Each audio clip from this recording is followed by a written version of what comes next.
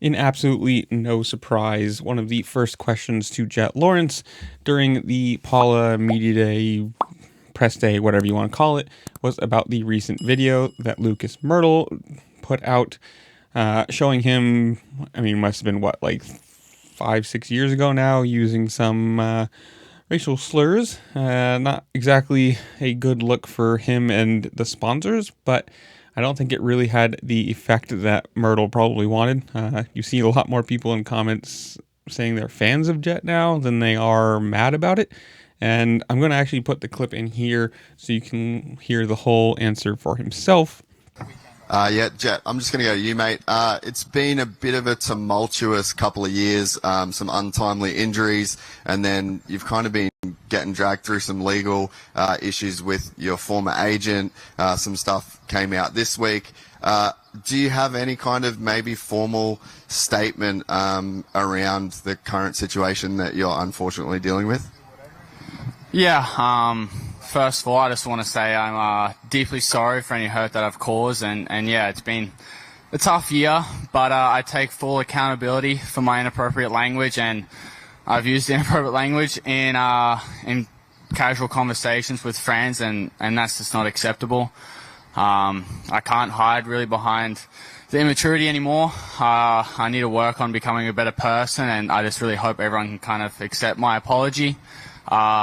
And yeah, as most of you know, I'm going through a legal matter right now, and I'm going to leave that up to the lawyers to deal with. But I just want to take this time to apologize. This is sport for the distraction we've caused. We're approaching likely the greatest motocross season in recent memory, and I just am super excited to be on the bike, to be able to race, and just more excited that I get to line up tomorrow. You know, I just got to give credit to Dr. Kramer, Dr. G, Johnny O and Berner for getting me back in time to race. So just thank you to them, and sorry to everyone.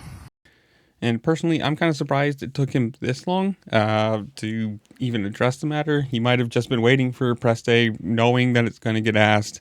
You know, instead of putting out a statement before this and then having to answer questions again about it, he might have just figured, well, they're going to ask me anyways. I might as well just do it right now and I guess get on with it, move away from it, whatever you want to say. Like I said, I don't think this really had the desired effect that Myrtle wanted.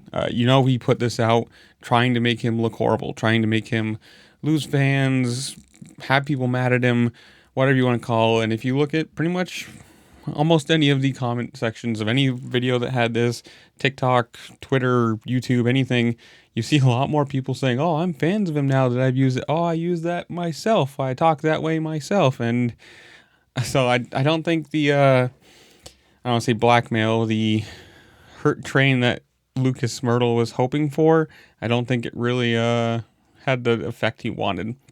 Like he even said, or like Lawrence said, there's stuff going on with lawyers and he's going to let them handle it. And who knows how long this is going to drag out. I mean, they could keep this going for years and suck every single penny out of him before they ever even get to a point where it gets to a courtroom where there's some sort of settlement. They might just bleed him dry before this.